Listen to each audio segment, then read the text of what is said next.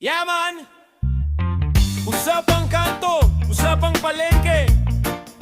Kahit sa loob ng simbahan, ito ang tema. Pakinggan niyo ang awit ng bawat Juan. Yeah! Gonya yun! Alam mo bro sa kantong, yeah!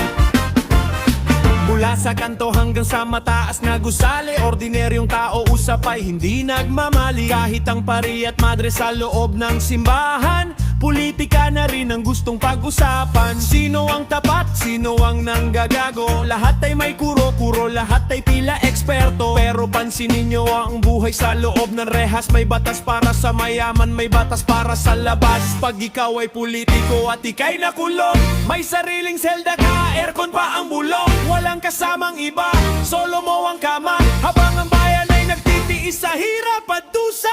Masayang kembot, itaas ang kamay. Oh, ang politika sa ating bayan parang piyesta. Sayawan at kantahan, pangakong hindi basta-basta. Kahit sinong iboto nyo at manalong presidente, tanggaan nyo ito, tama pa rin lagi ang misis ko.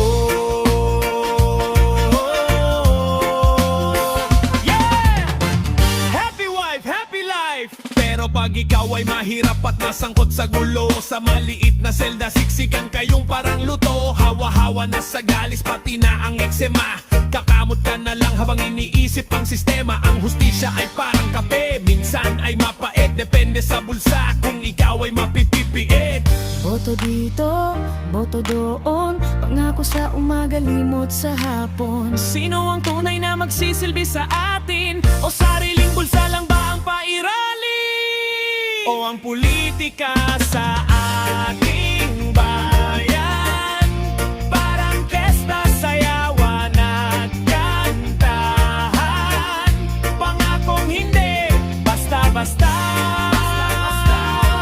Kahit sinong iboto nyo at manalong presidente, tandaan nyo ito, tama pa rin lagi hang misis ko.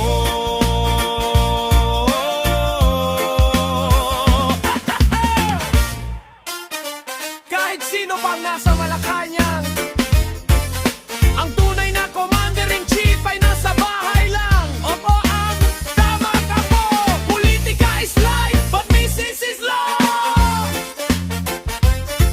Oh! Oh!